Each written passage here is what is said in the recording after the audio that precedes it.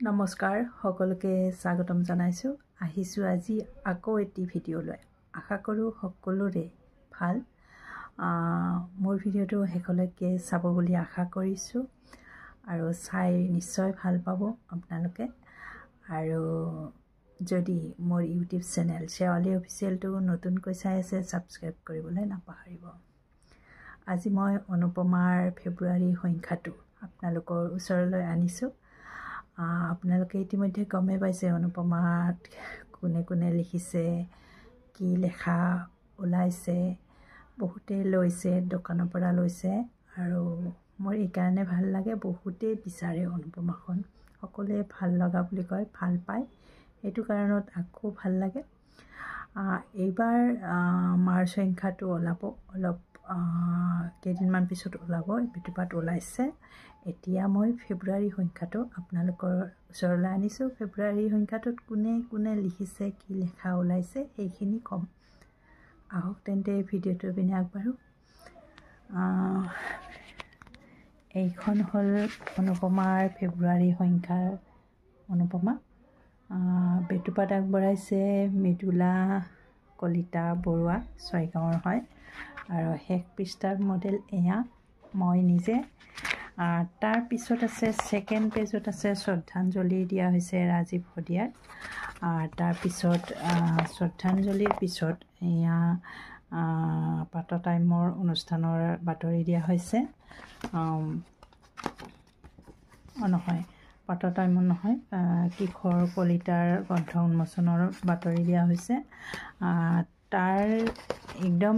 একেবাৰে 51 পেজত আছে এইটো 51 পেজত আছে পাত টাইমৰ বাতৰি এয়া প্ৰতিষ্ঠা দিৱসৰ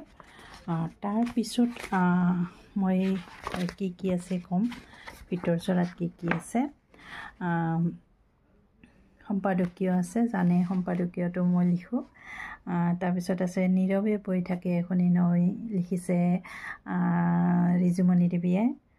বজেন জীৱন দাসে লিখিছে কামিনী কান্ত ধাৰাবাহিক উপন্যাস এই দুখন চলি আছে তাৰ পিছত 8টা গল্প আহিছে চিঠিৰ মাজৰ থিয়াৰ মন্টু বৰদলৈ লিখিছে লকডাউনৰ অভিশপ্ত ৰাতিটো কাজী শাহাদত ইছলামে লিখিছে যি কথা কোৱা নহল লিখিছে চিন্ময় বৰাই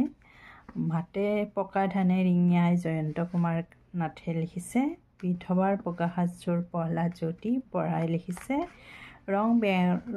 বেৰং লিখিছে উৎপল দাসে নিৰৱধি যন্ত্ৰণা গীতাঞ্জলি কলিতাই লিখিছে পিল্লুৰ বাতৰি প্ৰতিভা ভাগৱতীয়ে লিখিছে তাৰপিছত কভাৰ ষ্টৰি আছে ফাগুন মানে লিগাওঁ পৰিণীতা কেউতে লিখিছে ৰুক্মিণী দাসে লিখিছে প্ৰেমৰ ফাগুন তোমাক নিমন্ত্ৰণ প্ৰেমৰ পূজাৰী ভেলেণ্টাইন দীনবন্ধু কলিতাই লিখিছে কথা বাৰ্তা শিতান আমাৰ প্ৰত্যেক মাহতে ৰখা হয় ভাস্কৰ জ্যোতি কুটুমে কথা বাৰ্তা শিতানটো চলাই আছে কণ্ঠশিল্পী জিন্তি শইকীয়াৰ সৈতে কথা বাৰ্তা তেখেতে সাক্ষাৎ গ্ৰহণ কৰিছে কথা বাৰ্তা শিতানত তাৰপিছত অনুগল্প আছে স্মৃতি ৰেখা সোণোৱালে লিখিছে মৃদুলা কলিতা বৰুৱাই লিখিছে গীতামণি কলিতাই লিখিছে নিয়মীয়া আছে মতামত শিতান থাকে ৰাখিবল থাকে কুইজ থাকে মতামত শিতানত প্ৰত্যেক মাহতে এটাকৈ টপিক মই বাছি দিম আৰু তাত মতামত দিয়াসকলৰ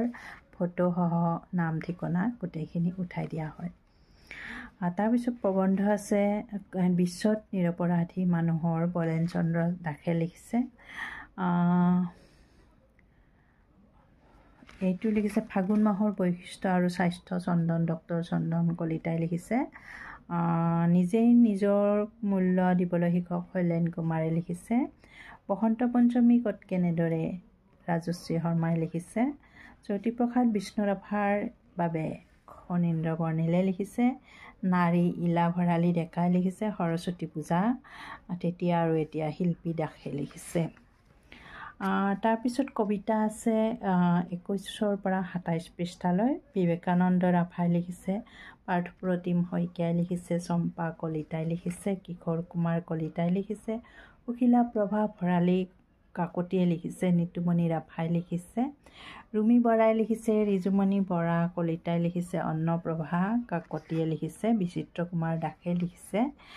নজৰুল ইছলামে লিখিছে, কাঞ্চন হাউত বৰাই লিখিছে, ভাৰ্গৱ জ্যোতি কলিতাই লিখিছে, ৰুণু দেউৰীয়ে লিখিছে। আৰু এইখিনিয়ে আছিল আমাৰ ফেব্ৰুৱাৰী মাহৰ অনুপমাৰ বিষয়ে ক'বলগীয়া। আকৌ আহিম নতুন ভিডিঅ'লৈ, তেতিয়ালৈ আপোনালোকৰ পৰা বিদায় মাগিছোঁ। ধন্যবাদ।